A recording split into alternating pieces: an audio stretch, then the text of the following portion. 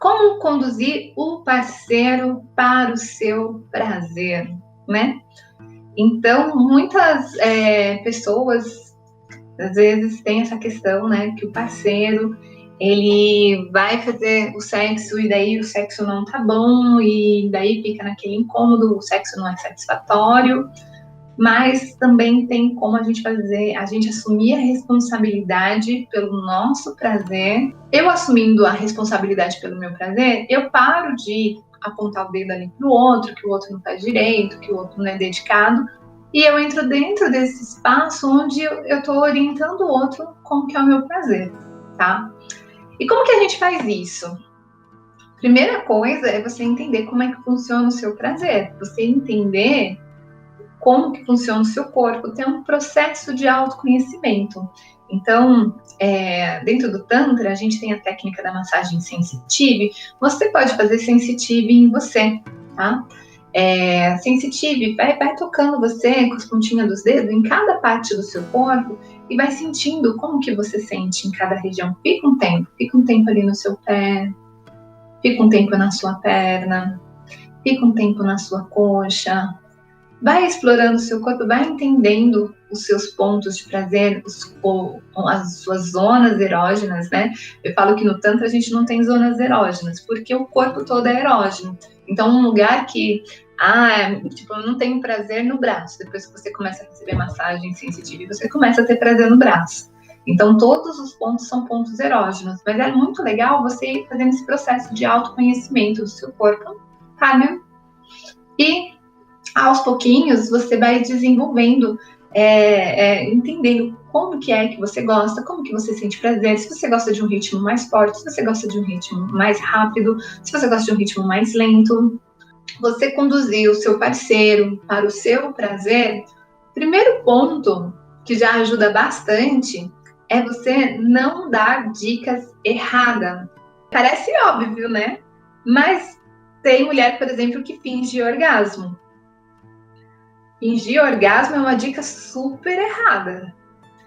Se ele não tá fazendo a coisa direito, você não tá chegando no orgasmo, se você finge orgasmo, daí é que você não vai chegar mesmo no orgasmo, tá? Porque se ele tá fazendo errado e você fala que tá bom, ele vai achar que o errado tá bom e vai ficar nisso.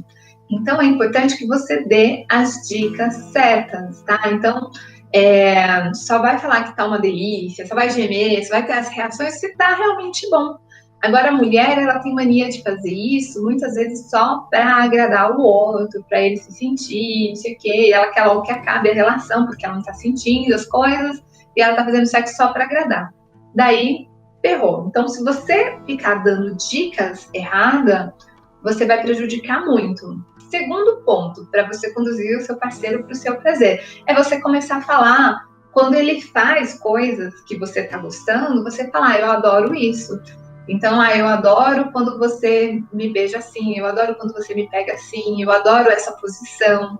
Então, começar a dar as dicas daquilo que você gosta, tá? Então, primeiro ponto, não dê dica errada, não dê dica daquilo que você não gosta. Segundo ponto, dê as dicas certas.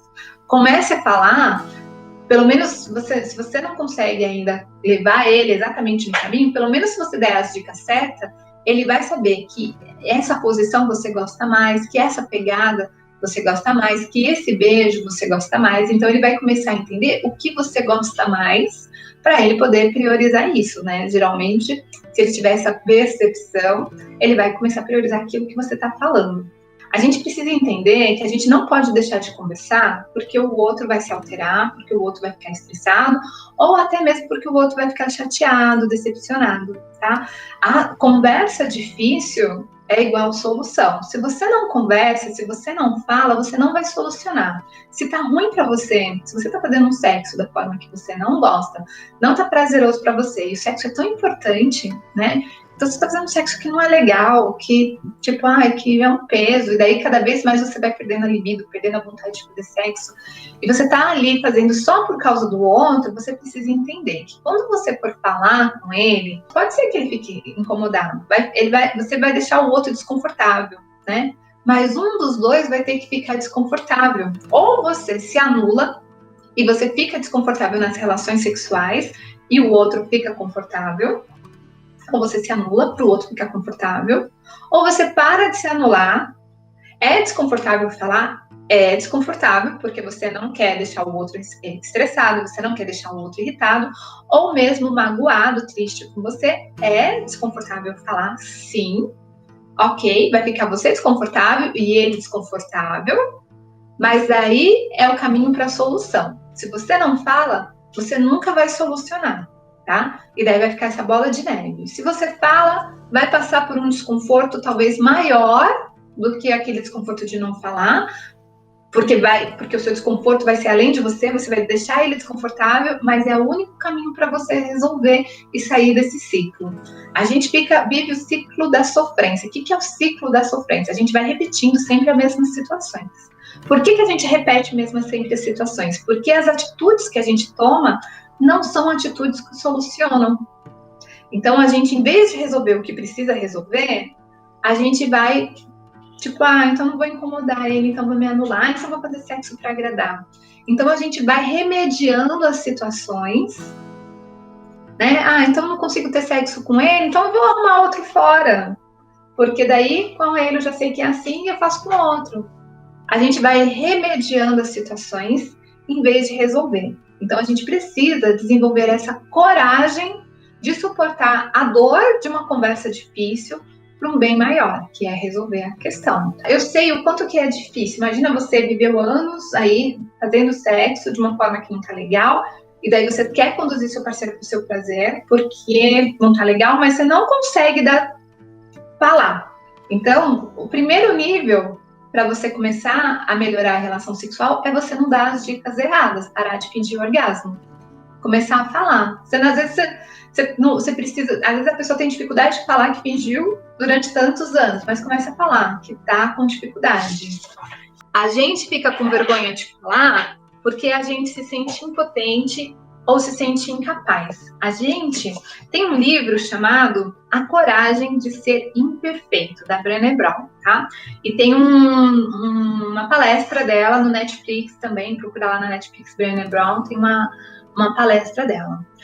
Eu recomendo muito esse livro, porque você se permitir, você entender que você pode ser impotente, você perceber que você pode ser incapaz e que você não é menos por isso, é uma grande receita para você ter amor próprio, para você não se anular, para você quebrar o ciclo da sofrência, tá?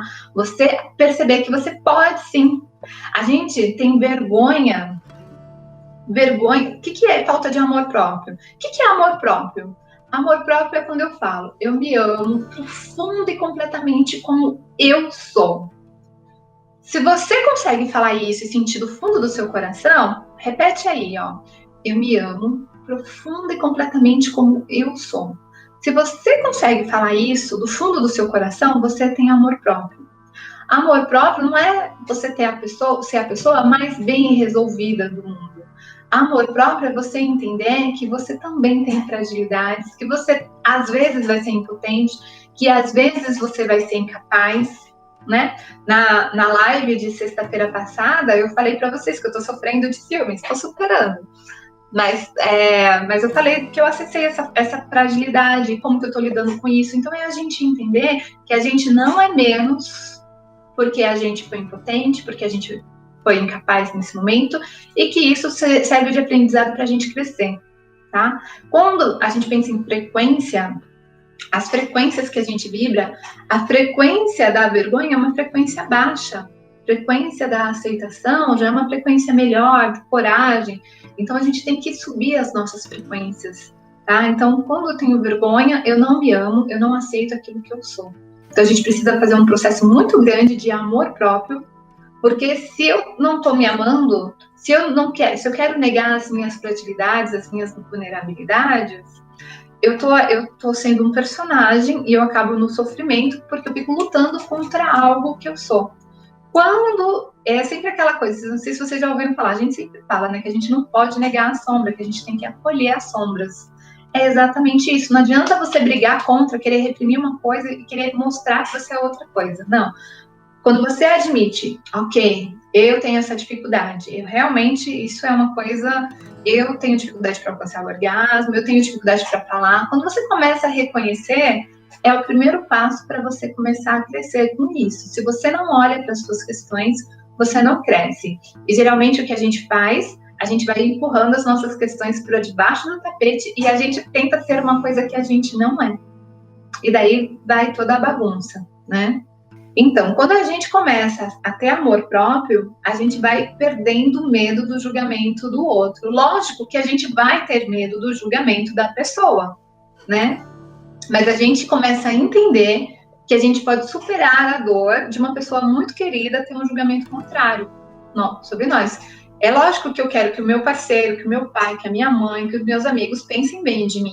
Lógico que eu quero que eles olhem para mim e me admirem. É lógico que eu quero que todo mundo me admire, mas principalmente eles. E que se um deles olhar para mim e não me admirar, e se o que eu pensar for algo que fere eles, for algo que decepcione eles, lógico que vai doer, mas a gente precisa aprender a superar essa dor. Superar essa dor, porque para você ser autêntico, para você ser verdadeiro, muitas vezes você vai decepcionar o outro. A gente precisa entender que não existe certo ou errado, mas existem valores diferentes, tá? Então, às vezes, o que é o valor para um, às vezes não é o valor para o outro, e tá tudo certo. Como conduzir o parceiro para o seu prazer? Então, dar dicas, não dar dicas erradas, não fingir orgasmo, dar as dicas certas, começar a falar as coisas que ele faz que você gosta, e começar o terceiro ponto, que é mais desafiador, começar a pedir, tá? A gente precisa aprender a pedir. Eu tenho uma amiga que ela foi para um hotel com um cara, e daí chegou lá, ele falou, faz isso, faz aquilo, põe o dedo aqui, chupa ali, faz ali, não sei o que, não sei o que. E ela fez tudo que ele pediu lá nele, nas preliminares. Acabou aquilo, ele foi para penetração. Quer dizer, teve as preliminares nele e as preliminares nela, nada, né? Daí, o que acontece? A gente geralmente vai falar que o homem foi errado, que o homem isso, que foi aquilo, mas ela também tem a responsabilidade, como alguém falou aqui, 50%, ela também tem a parcela de responsabilidade dela, no sentido que ela deveria pedir. Então ele não falou, põe o dedo aqui, chupa ali, faz aqui, faz ali, ela também. Então a gente precisa aprender a pedir, tá? Mas tomar cuidado com esse pedir, porque eu já me relacionei com pessoa que chega na hora do sexo, você parece que é um robozinho. Faz isso, faz isso, faz isso, faz isso, faz isso, faz isso, faz isso. E daí, tipo, você não tem espontaneidade. Então, é claro que é importante ter espontaneidade no sexo, mas é importante que você peça. Então, que nem eu tenho uma pessoa que eu estava atendendo, ela estava 7 meses ficando com uma pessoa, e daí, agora, a última vez que ela veio aqui fazer a sessão, ela falou assim que finalmente ele fez sexo oral nela. Mas que já estava 7 meses ficando e ele nunca fez sexo oral nela. Eu falei, pede! Então, a gente precisa pedir as coisas. Então, tem uma posição que eu gosto e ele não, nessa posição ele nunca faz. Então, pede. Eu gosto que seja tal posição. Ele não faz sexo oral. Pede!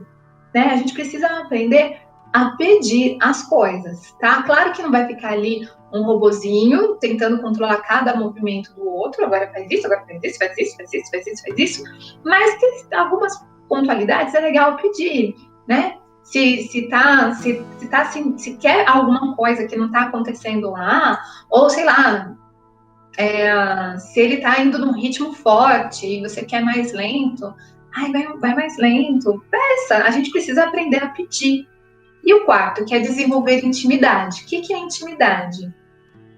É você ter a capacidade de mostrar o que você quer, o que você pensa. Intimidade vem da palavra íntimos, que é por dentro. Então, intimidade é você se mostrar por dentro. Se você não está se mostrando por dentro, se você está sendo um personagem, então você não está tendo intimidade, tá? A gente precisa desenvolver intimidade, aprender a falar as coisas. Então, às vezes, a conversa não precisa ser no sexo, para você conduzir o parceiro para o seu prazer. Às vezes, a conversa pode anteceder o sexo.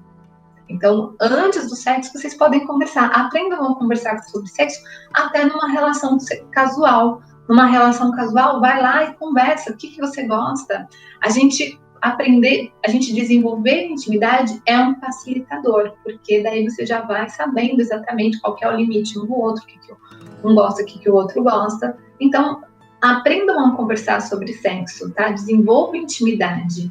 Não vão para o sexo sem intimidade, né? Esse sexo onde eu finjo orgasmo é um sexo sem intimidade, é um sexo onde eu não me mostro por dentro. Então, aprendam a ter intimidade, tá bom? É assim que você conduz o parceiro.